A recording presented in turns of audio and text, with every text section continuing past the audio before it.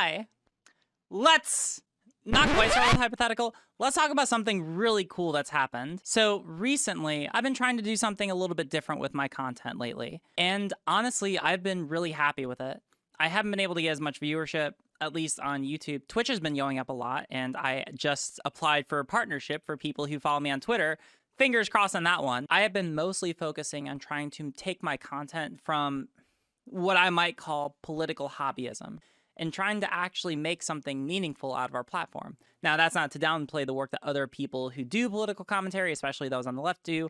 I adore them. I love everyone. Do not take this as any kind of criticism. We've been doing a lot of testimony. We have some more coming up on that this week, so stay tuned for that later on. But one interesting consequence of this change has been that I've been making a lot more connections with people who are really involved in politics. First guest that we're going to be having on today is one of those people. Without any further ado, why don't we go ahead and join the call? Hi, Josie. Hey, how are you? Let me get my video going. Yeah, no, you're, yeah, I'm doing all right. Hey, how are you doing? I am doing good. It seems like my phone is being weird. Okay, there it goes. There you go. Hey, awesome. There we go. Yeah, welcome to the stream. So I have not introduced you. I just like teased out a little bit to the audience of like the importance of the work that you do, but could you please introduce yourself to the audience? Yeah, absolutely. So I'm Josie Caballero, she, her pronouns, and my official title is the project manager for the National Center for Transgender Equality, and I am leading the U.S. Trans Survey, which is the largest survey that we have for our community that is scientific and makes sure that we get the data that we need. The last iteration was the 2015 survey, which I actually have here with me. You can also look it up online on transequality.org. And I have the opportunity to be doing the 2021 survey. That is absolutely, I mean, I want to unpack a lot of that, but let me just like start off by saying that is amazing. You're doing wonderful, wonderful work, and we are absolutely honored to have you on this stream. This is a wonderful opportunity, I think, for the audience to be able to learn, to be able to collaborate, and just to be able to talk from, you know, get inside the head of someone who is doing work at such a level and scale as what you're doing. So thank you so much for taking out your time of your busy schedule to do this. Yeah, absolutely. I'm honored to be here, and I love your community. So it's amazing. I'm excited to be here. Well, I'm very proud of them, so thank you. Yeah. So why don't we just talk a little bit? I want to get a little bit of your background for the audience. So we talked a little bit about the work that you're doing right now. So what did you do before you began working at the National Center for Transgender Equality? Yeah, so I'll give you the brief history of Josie. When I was born and raised in the state of Texas, I was actually a staunch Republican conservative, ew, gross. And at 8 years old, it was the first time. Yeah, I know, right? And I grew up in a small racist town called Mineral Wells. It was actually, it's pretty awful. But at 8 years old was the first time that I wished I was a girl. But Texas really kind of like suppresses those feelings really hard. So I didn't think it was a possibility. So to leave Texas, I actually joined the United States Navy. I was a reactor operator and did nuclear operations for the USS Ronald Reagan for about 6 years. Got out of the Navy, was based in San Diego, stayed in San Diego, and got my degree in political science at San Diego State University.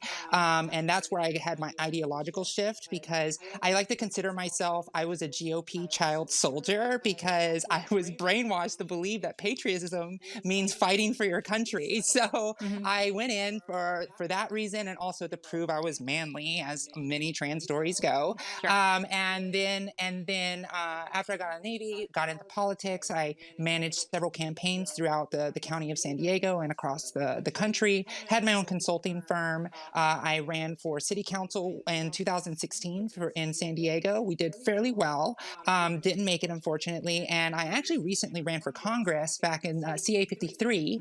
And then last year, I actually, when things just went nuts with gender dysphoria paralyzation, I I found out who I was as Josie. And last year, I was honest myself in January of last year that I am Josie. And then basically from then, I basically started my transition. And with all of the experience in politics and things that I've been able to do in my career, I was given the opportunity to be able to be the project manager for the National Center for Transgender Equality, which is just an amazing opportunity. And so I know that was like the very brief version of my history, but that's basically where I come from and how things happen. So that was a fast 16 years of my life right there. Yeah, no, that was wonderful. Actually, some really interesting things just for the audience to be able to take from this. How to be able to do this kind of work and how to be able to get into these kind of positions, especially for people who start from disparate backgrounds or for people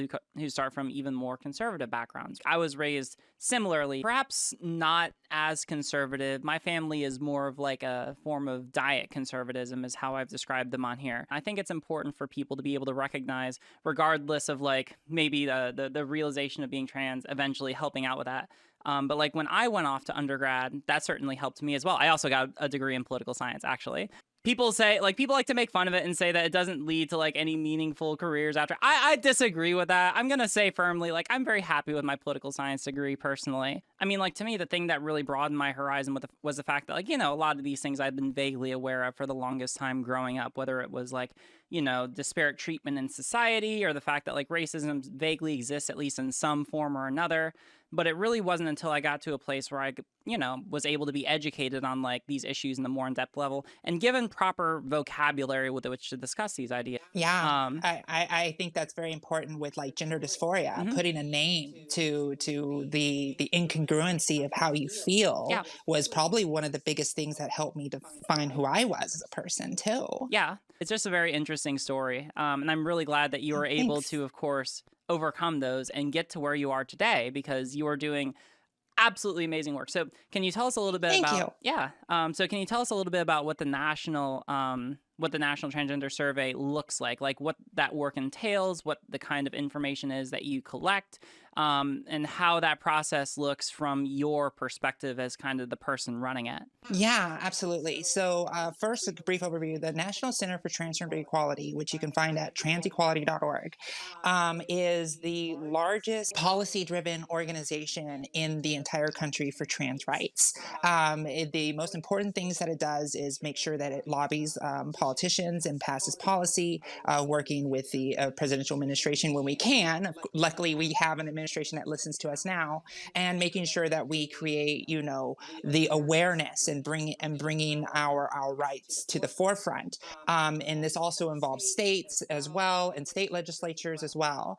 But the other most important thing that the National Center for Transgender Equality does is the U.S. Trans Survey. It was first done in 2011 as the trans discrimination survey. So basically, it was finding out what we were trying to do. We only got 7,000 respondents back then, which was crazy. And then we decided to do it in 5 years later, and it became the 2015 U.S. Trans Survey. Now, the U.S. Trans Survey is the largest study. It had about 28,000 respondents, and as you can see, this is the report from 2015. It's very Wow. massive and very and very comprehensive. Yeah, for sure. It deals with IDs, healthcare, medical issues, ideation, many things that every human deals with on a daily basis, and how we interact with the world.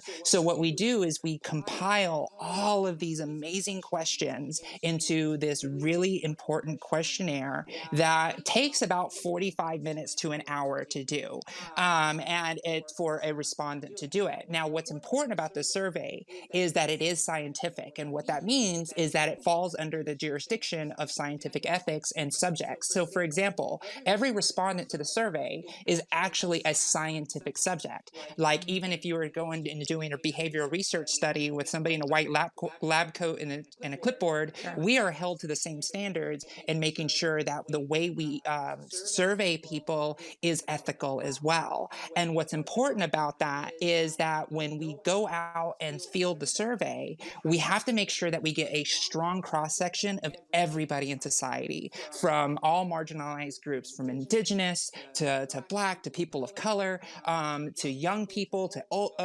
elderly, and everybody in between. Mhm. And when we have this research and this data, we can then create numbers that will then be used for many things. So we have people getting their PhDs and writing their dissertations off of our data. You have scientific studies that are released that allow us to come up with the tools that we need to have sharp to be able to go to a legislator or go to a hearing and go to a testimony and actually use hard facts, hard numbers that has been peer reviewed and shown to be truthful and factual, so we can use these things as persuasion tools to make sure that we progress our rights as trans people as a whole. Yeah. This has been very, very effective, and it's one of the main reasons. It's the largest pool of data that we have to date, and it's what's so exciting about it, as we are reaching this new cutting edge of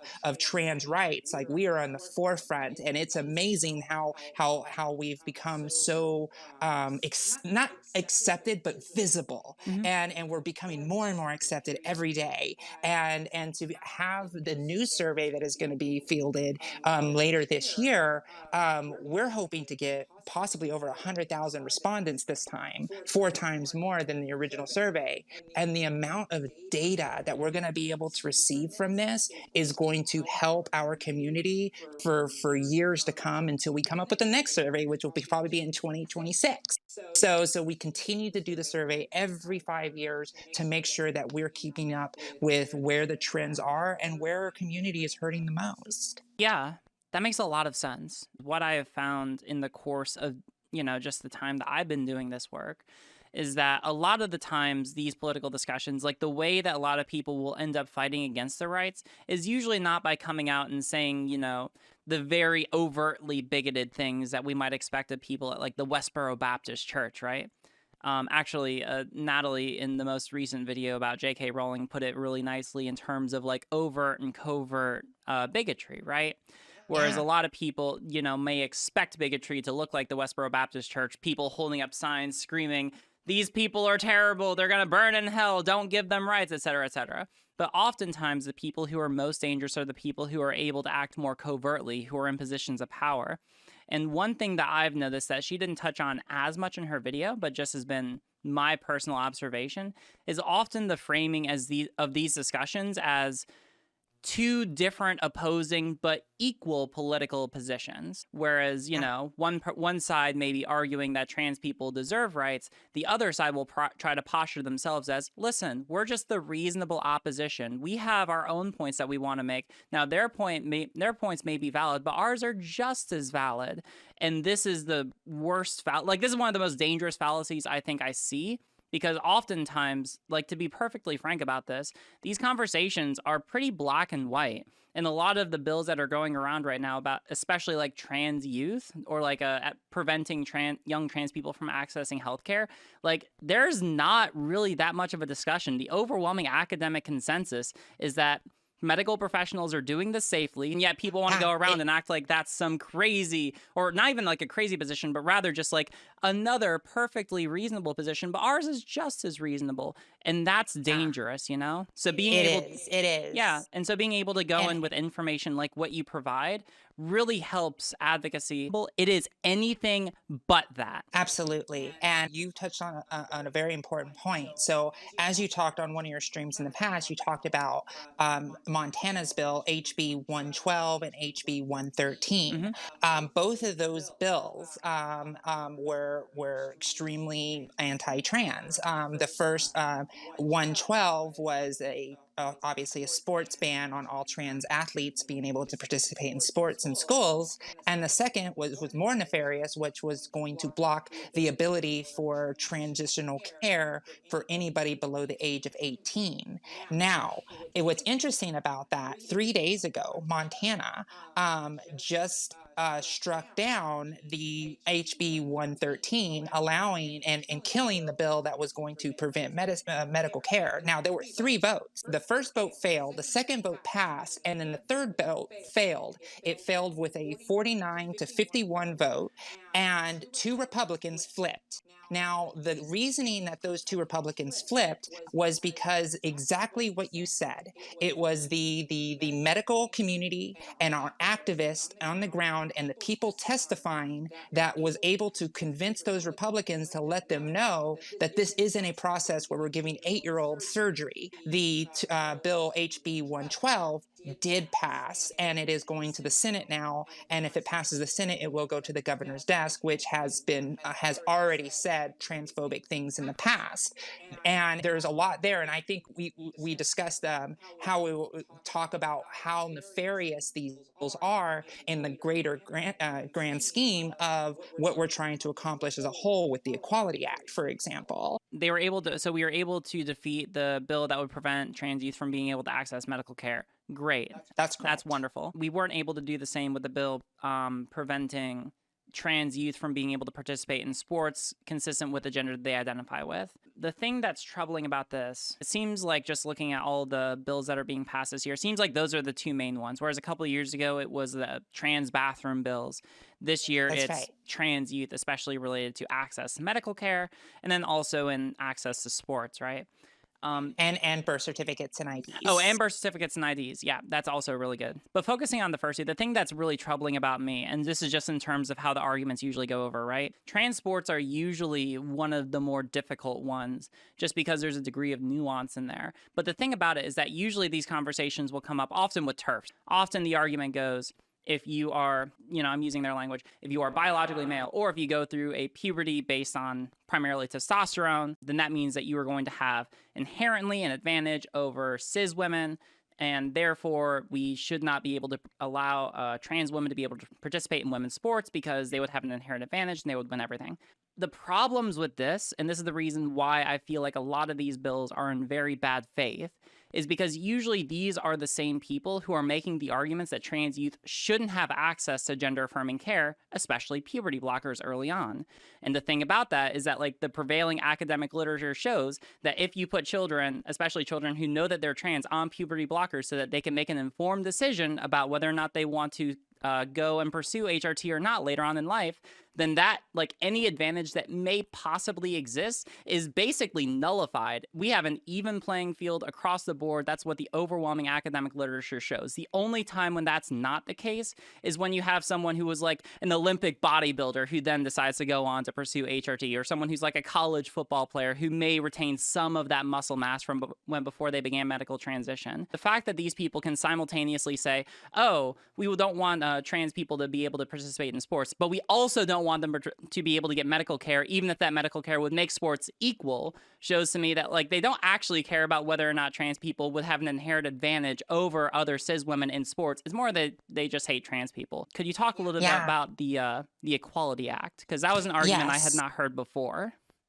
Yes. So just to give just some context, the Equality Act is something that we've been trying to pass for quite some time. And what the Equality Act, in its most basic explanation, is to basically add the language that to the Civil Rights Act of 1964 that sex should be protected at the same that we protect race, and ensuring that people have those very explicit protections in the law, codified in the law, because we don't have that yet. So what these organizations do is they try to win these really micro bills, right? They try to win a bathroom bill here, or at least that's what their plan was until they got debunked out of existence. And then you have now the athletic ban, which basically plays on what you were talking about, covert, what Natalie was talking about, covert bigotry, right? Or soft bigotry. Sure. And, oh, I'm doing this because I'm concerned concern for the cis women that are going to be playing against big burly boys that are going to crush them in wrestling matches, or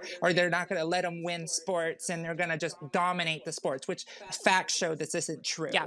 But what happens if you do get enough of the soft bigotry in and get these small bills passed, eventually if there's enough of a chorus of states that say, no, there is certain things that aren't explicitly the same as race, like for example, it would be akin to saying a black person can't play sports because they're inherently stronger, which is also a BS argument as well, that if they have a chorus of states that are saying that about trans people, then it's going to be much easier for bigoted politicians or politicians who are transphobic to say, no, I'm just siding with my state of Montana. Oh, I'm just siding with South Dakota. I'm just siding with Idaho. So obviously we can't have a 100% equality bill, because if we did that, then therefore we would just make all of these states illegal, and they had reasons to pass their stuff, and then basically undermining the ability for us to pass the Equality Act in the future.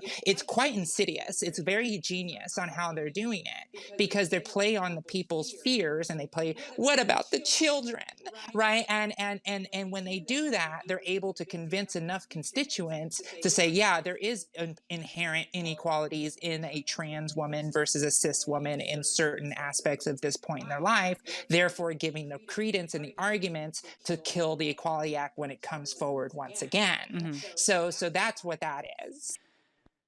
Does that make sense? Yeah, unfortunately, no, it makes a lot of sense. There's a bunch of like turf organizations, right?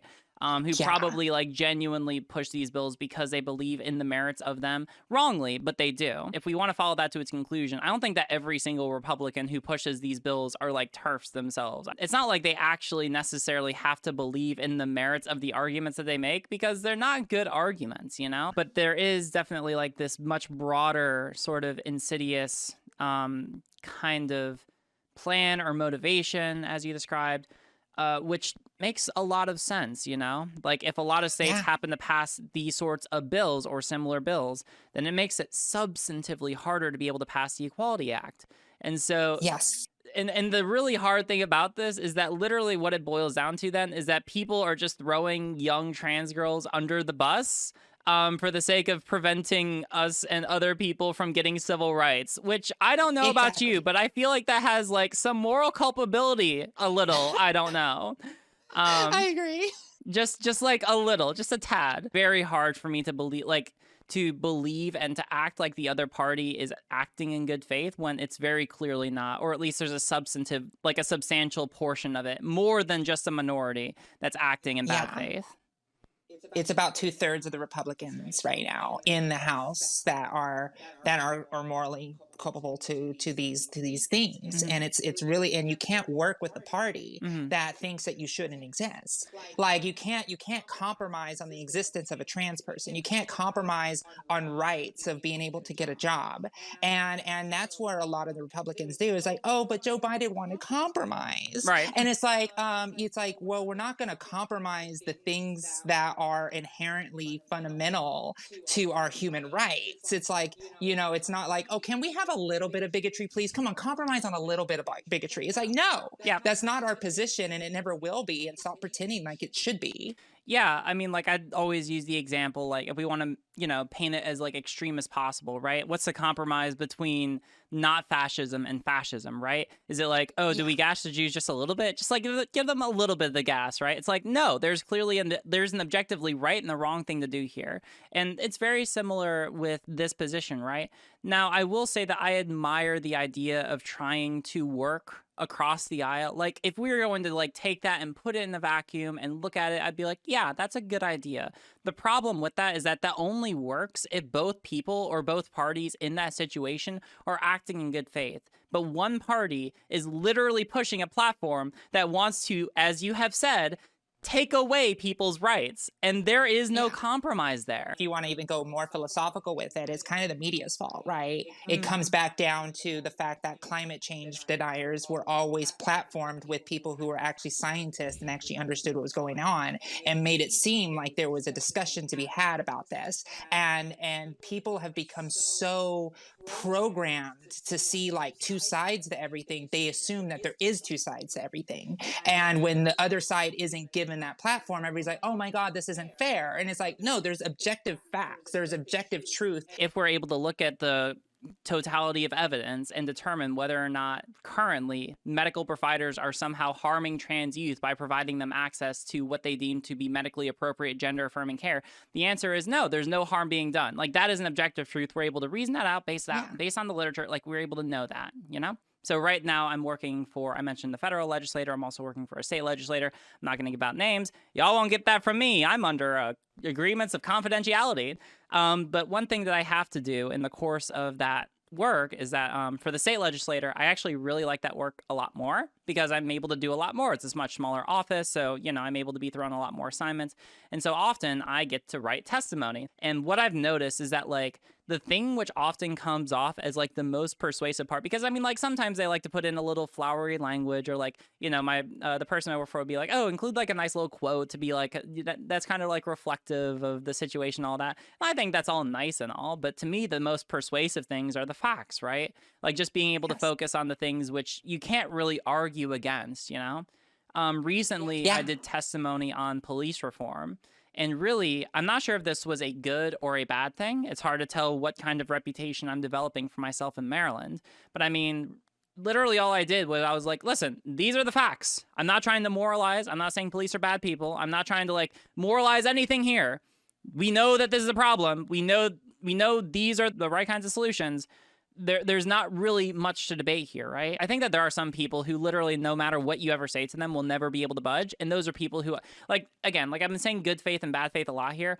Let me define some terms just so that people don't think like, oh, Riley just calls anyone who disagrees with her bad faith. Now, bad faith would be when someone doesn't accurately represent what they actually believe, and otherwise, if they do represent an opinion, will never be moved on that opinion, no matter if you're able to adequately respond to and counter their beliefs with, you know, adequate evidence, right? That's what I would consider to be acting in good faith. On the converse, someone who's acting in good faith, I would say someone who accurately represents what they actually believe.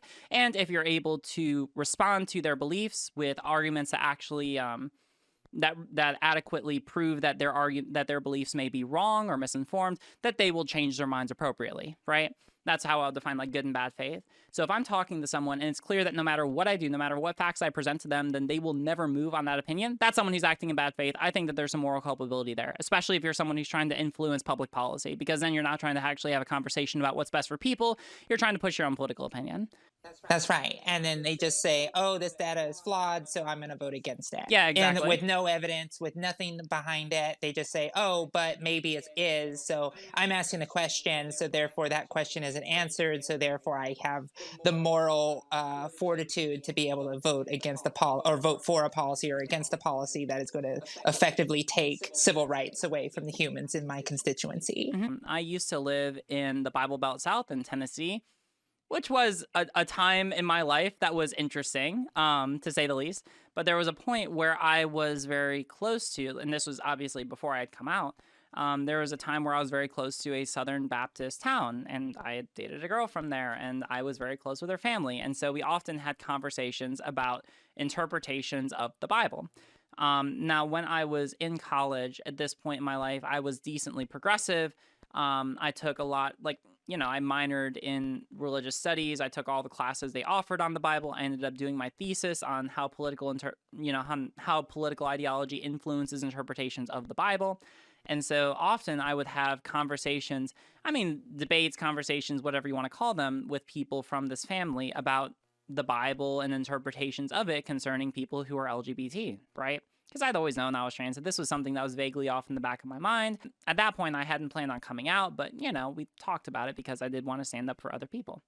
And very often what would happen is, even if I was able to respond to all of their criticisms, like on the merits, you know, if they tried to make an argument, I was like, well, hold on, that's not necessarily what the scripture says, or, oh, well, there's another perfectly plausible way to be able to interpret that, or, oh, well, based on the historical context, it probably meant this instead of that. How the conversations almost always, if not always, ended up was them saying something to this effect. Well, that's what those liberal professors at Rhodes College are telling you.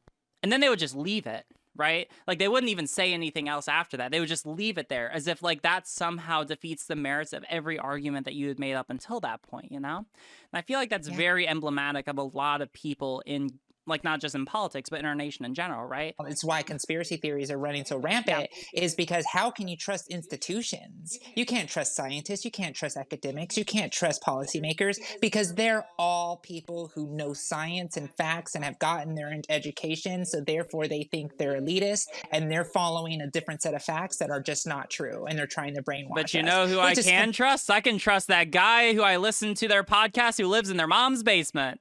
That's the guy who I can trust. That's the guy who I'll base all of my political views on. Or I'll base my, you know who I'll believe? I'll believe the guy who was at the Capitol wearing the animal helmet and had his face painted. That's a trustworthy guy right there.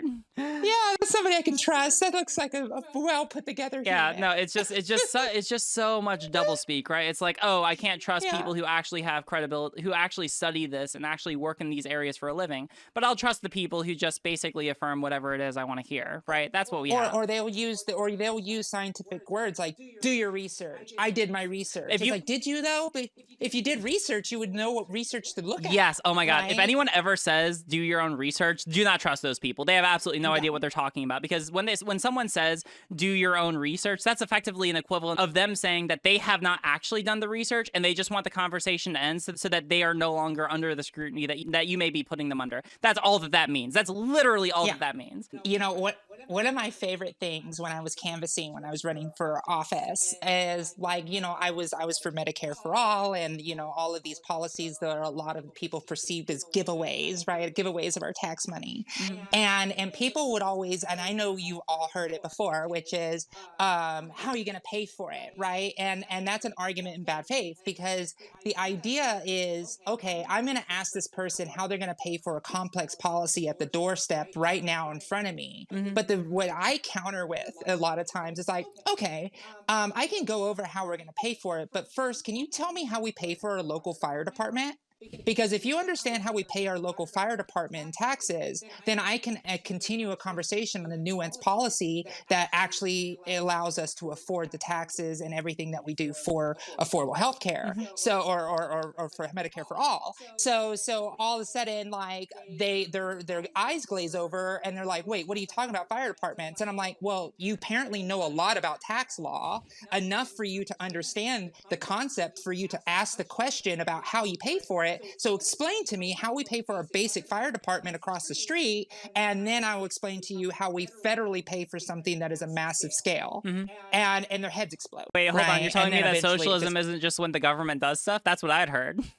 Yeah, right. Exactly, right. I think that where we're at right now is that a lot of people are worried because they did a vote the other day to like have a record of how many senators thought that the impeachment trial was unconstitutional. I think it was 45 Republicans signed off and said that it was unconstitutional. That's going to have implications for the trial, and that means, to abridge the conversation, that the trial is probably not going to acquit Trump. Yeah, it's dead on arrival almost at this point. And and a lot of people, I've been getting plugged into good sources, and so there's a lot of discussion about how that's one of the main reasons why Biden recently said that he wanted to expedite the trial as quickly as possible, because if he spends too much time on it, Republicans are going to get more ammunition to be able to criticize him later. Oh, what are you doing? People need help right now. You're wasting all of this time on this trial. That's not going to be able to accomplish anything. Yada yada yada. Now they won't mention that the reason that the trial is taking so long is because Republicans are literally the ones trying to make it take as long as possible, but they will make the criticism all the same, and it will make Biden look bad.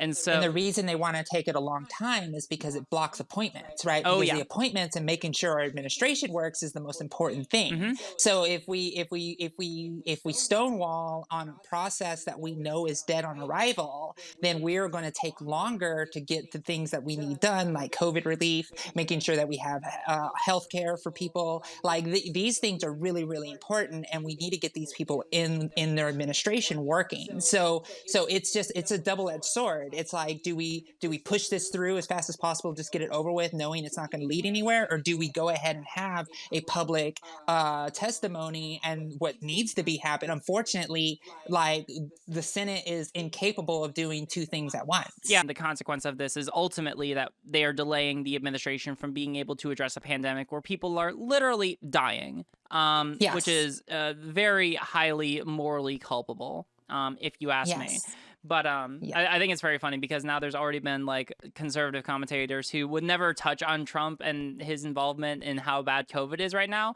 who have already started to criticize the Biden administration about how much they've allowed people, or how many people they've allowed to die since taking office. How do we win? You know? Yeah. And I think that like winning means different things to a lot of people online. And personally, I think so too. Yeah. And personally, I think that's probably one of the main reasons why a lot of conservatives are able to do better at being able to push their views than people who are more progressive are able to.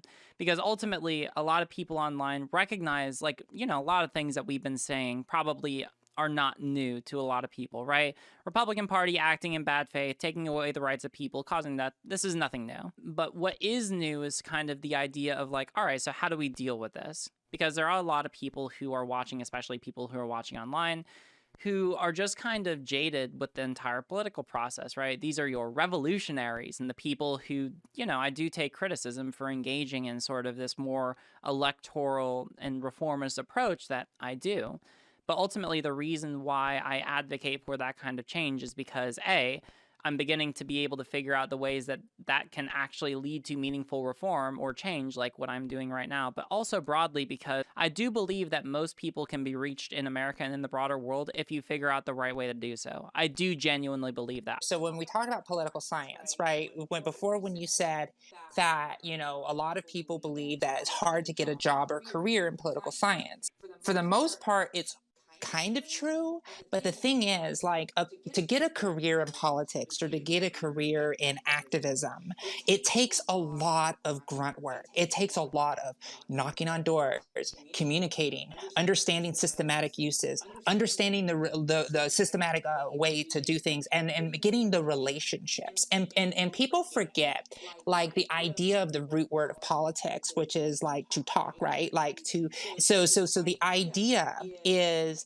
that when we build relationships in politics, that's how you actually get work done. Now, that's why a lot of people hate politics, right? It's because it's like almost like cliquey, or it's like it's you have to know people to be able to get in. Yeah. Well, a lot of people don't realize is, how do you do that?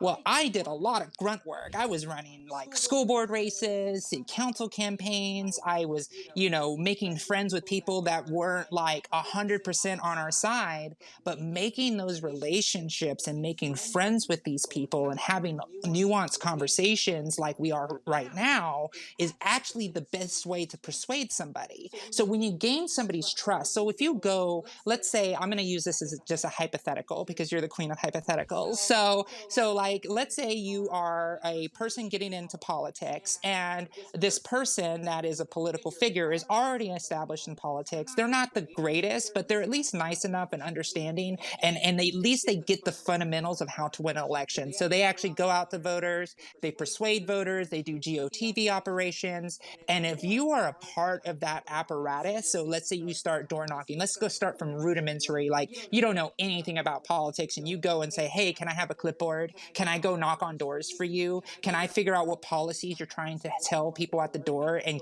voter IDing them and doing all that stuff? You do that for an election cycle, I will tell you right now, almost 90% of the time, the politician that saw you work hard, carrying a clipboard, getting yes IDs, working your butt off to go and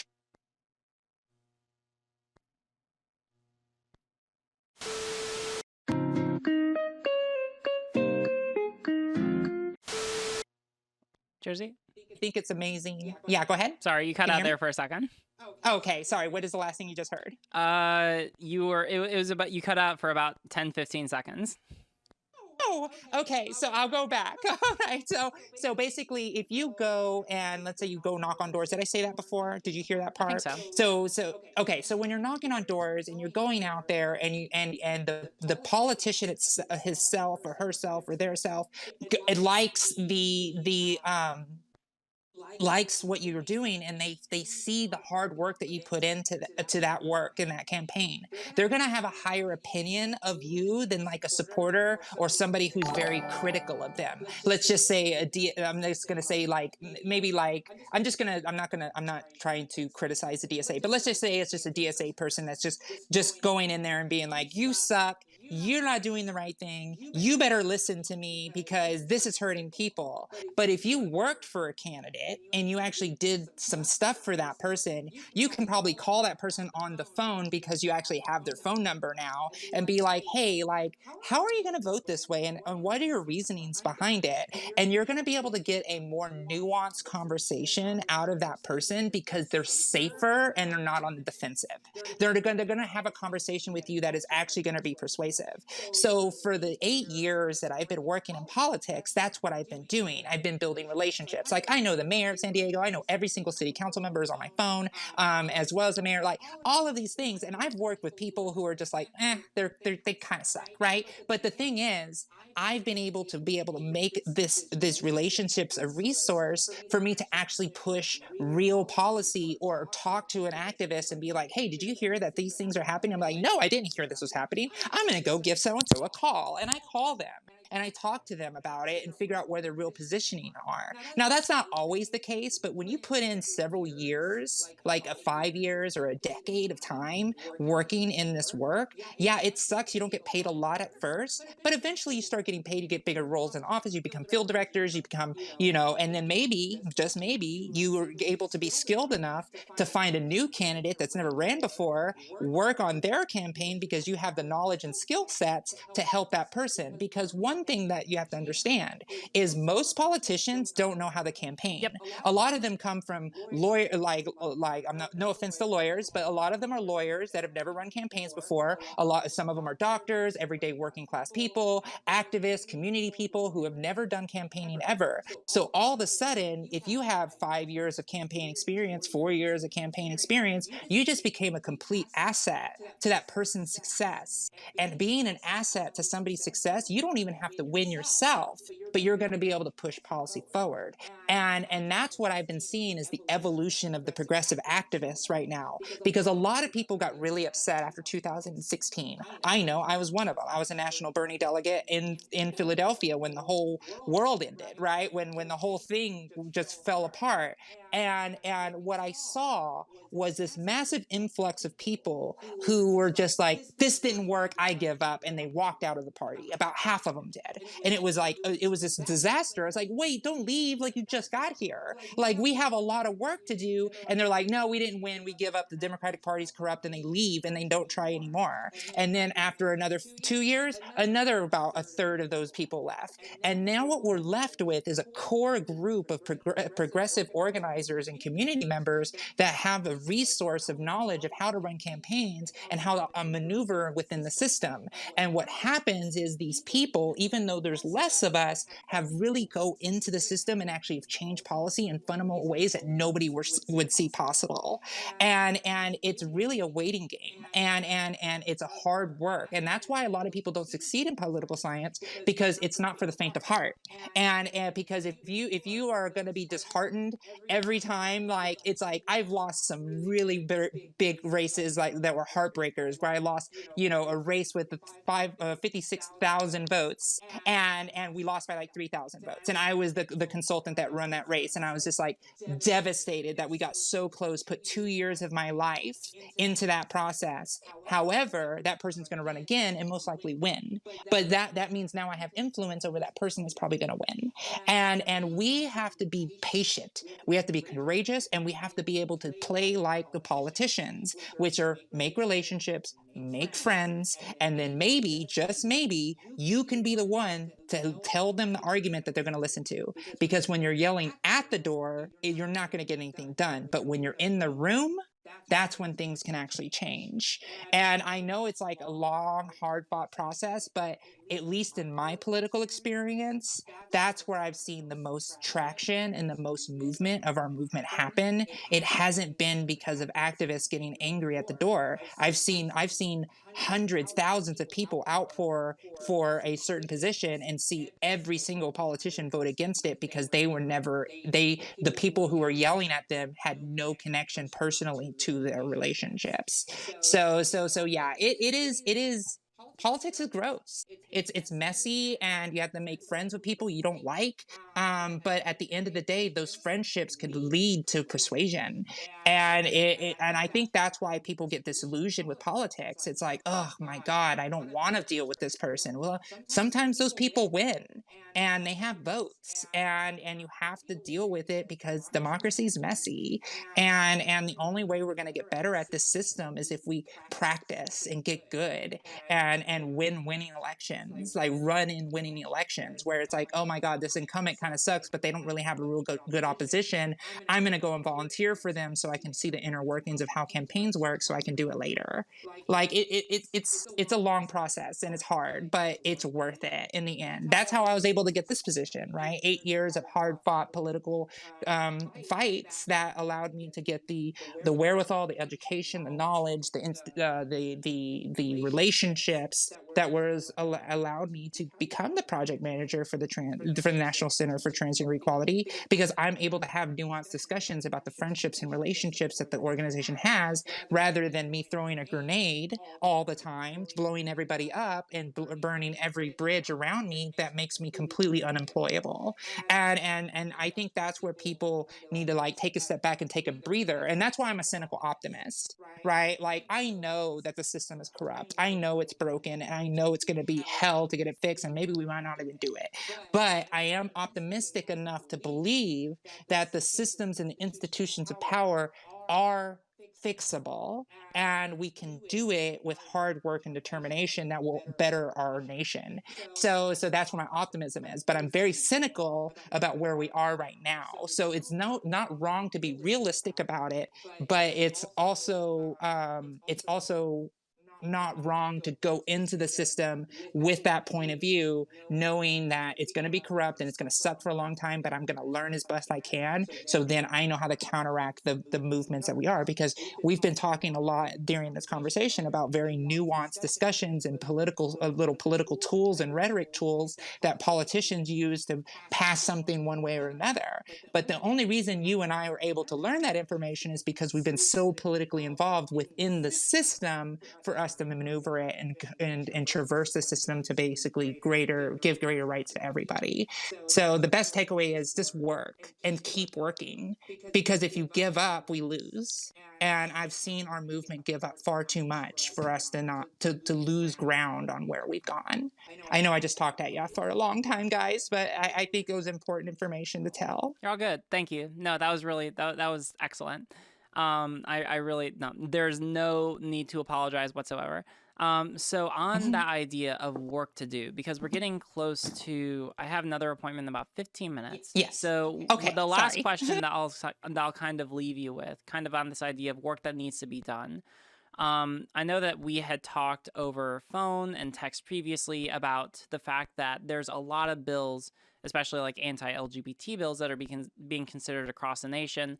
Now, I am starting to get my bearings under me because I am trying to figure out, all right, so if I want to be able to like cover or focus on certain bills that are happening across the country, I got like my initial impression was that I should just focus on all of them. I remember you telling me that may not be the best idea. So can you elaborate more on that topic for the stream, and can you give the stream and me some good some good sources to figure out like where should we find the bills that are worth covering right now? Yeah, absolutely. And I think I sent you two legislative trackers, but I will post them on here. I have them bookmarked. Okay. So give me 2 seconds Mhm. while I pull those up. Yeah, I can go ahead and Um, we can look at those on stream really quick. yeah. So first one, well, since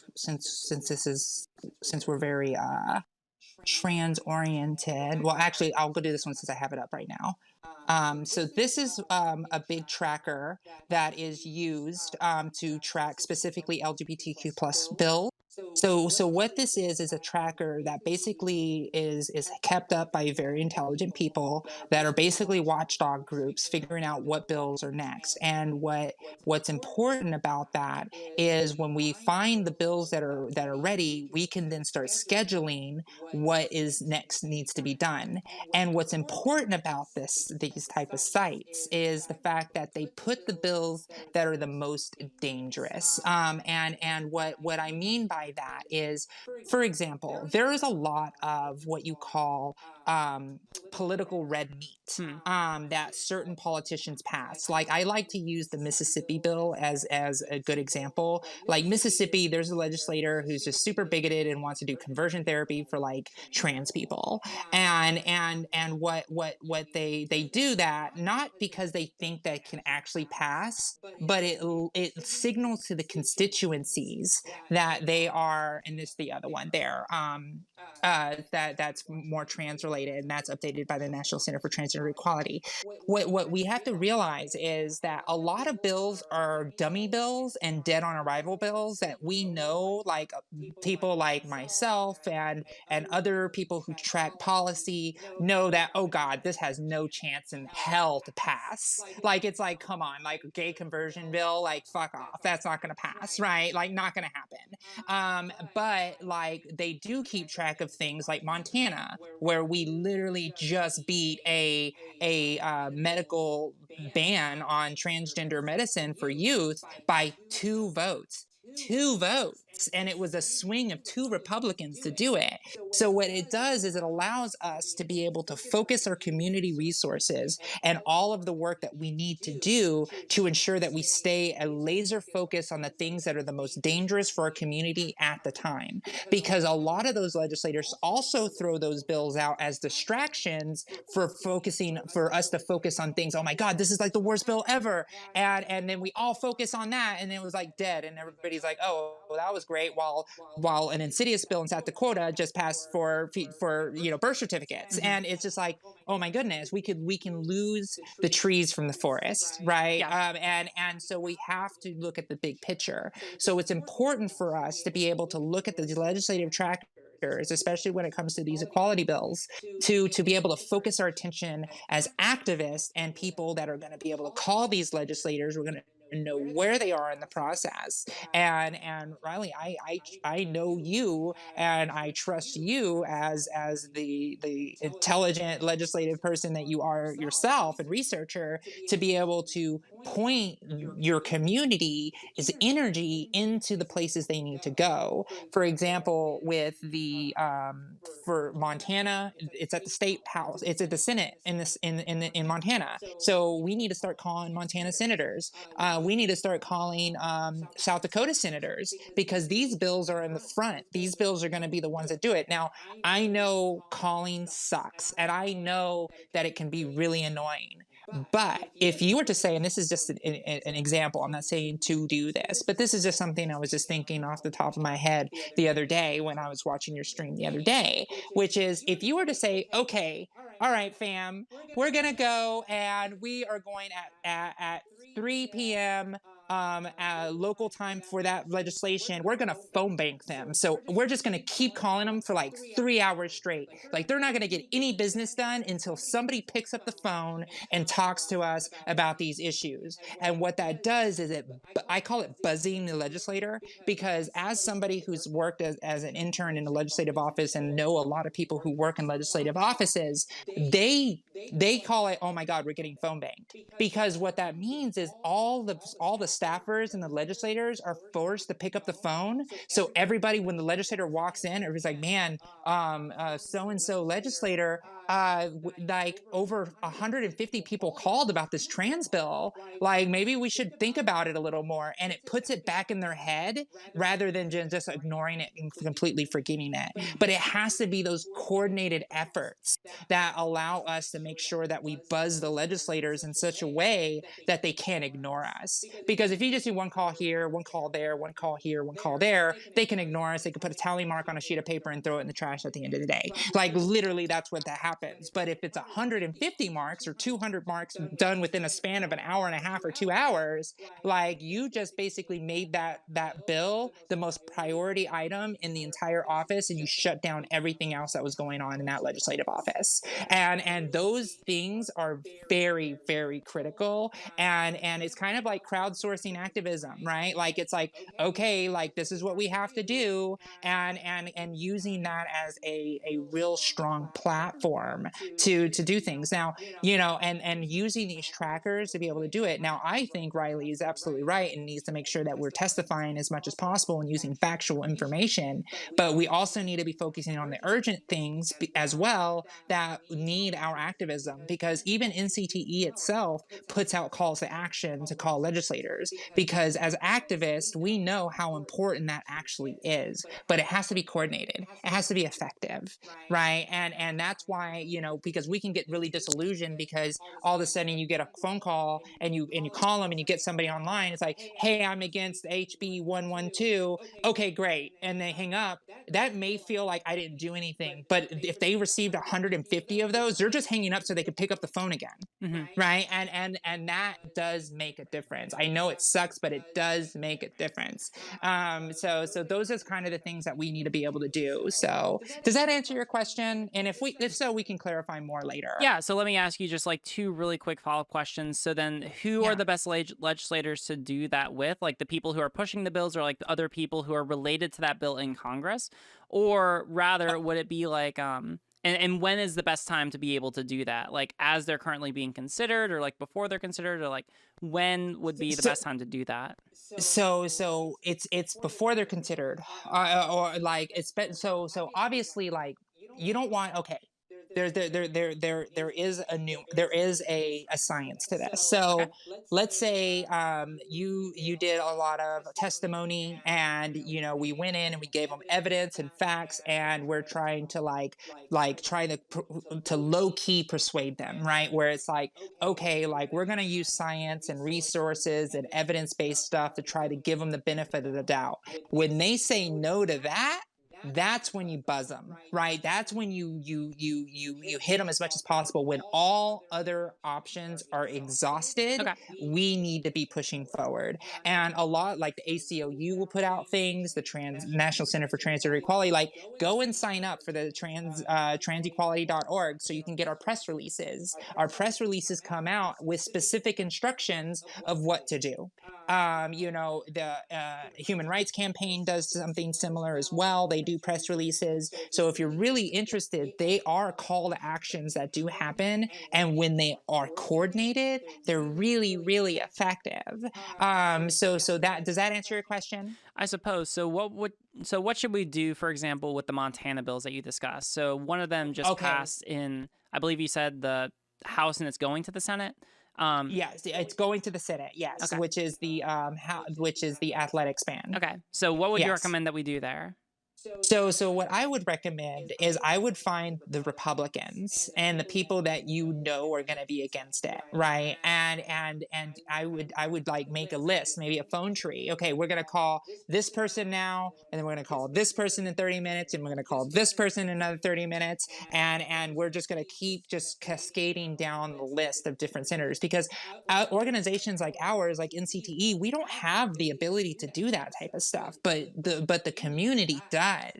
And because the community outcry, like, it really does should rattle politicians. It rattles them pretty good, because they're like, oh my god, I don't want to be on the news. I don't want to be in a news article saying I'm a bigot, right? And if they get enough buzzed activists saying you suck because you're not like, vote against this bill, they'll say you suck, but vote against this bill, and you get that over and over and over again, they're going to be like, man, am I going to lose my election? Because the human condition is very, very clear, right? When we start seeing a bunch of people coming in all at once, like, there's like, oh god, they don't really care about the thousands of people who aren't talking. They're like focusing on the people right in their face. It's like the adage of the squeaky wheel gets the grease, right? And that type of stuff is really effective. So I and Riley, honestly, like, if there are certain things, I can get more leverage on that, but you can kind of tell which people in the legislation are not going to do well. Like all the Democrats in Montana are probably going to vote against it, right? Mhm. But if you call the Republicans and then Republicans like, no, we're going to vote for it, great, you move on to the next person.